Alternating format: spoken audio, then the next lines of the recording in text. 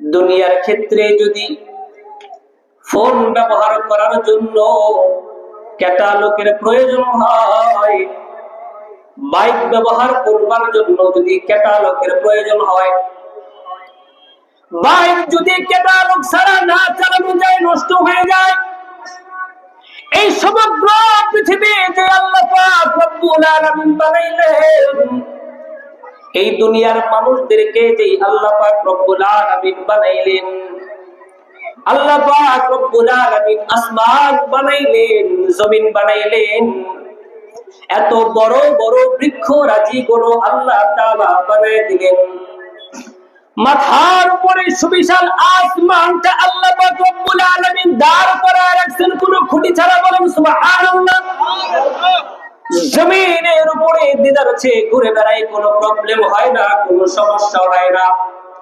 এই সব কিছু আল্লাহ পাক রব্বুল আলামিন বানায় দিলেন, আর এই দুনিয়াতে বসবাসকারী মানুষদের জন্য একটা ক্যাটালগ বানায় দিলেন। বললেন, ও দুনিয়ার মানুষ, যে ক্যাটালগ আমি আল্লাহ তাআলা তোমাদের জন্য দিছি, এই ক্যাটালগটা হচ্ছে তোমাদের জন্য জীবন বিধান। যদি এই জীবন বিধান অনুযায়ী জীবনকে চালাও, কিয়ামত হয়ে যাবে, কিন্তু তুমি কোনদিন বান্দা পথভ্রষ্ট হবে না। সুবহানাল্লাহ।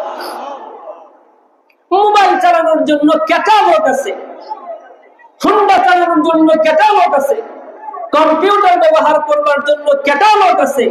যে বানায় তার বানানো ক্যাটালগ অনুযায়ী যদি ব্যবহার করা না যায়, সেই জিনিস লাস্টিং করে না। তো আল্লাহ আমাদেরকে বানায়া আমাদের জন্য একটা ক্যাটালগ দিয়ে দিয়েছেন, নাম কি? কোরআন। এই কোরআন অনুযায়ী যদি জীবনকে না চালাই, এই জীবনকে লাস্টিং করবে নাকি খাদে পড়ে যাবে? খাদে পড়ে যাবে।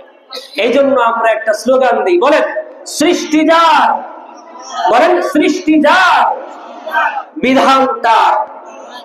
যে বানাবে তার নিয়ম অনুযায়ী চললেই সফলতা।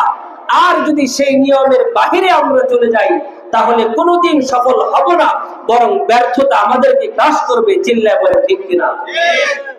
কোরআনের বিপরীত বিকল্প কোনো কিছু আসেনি।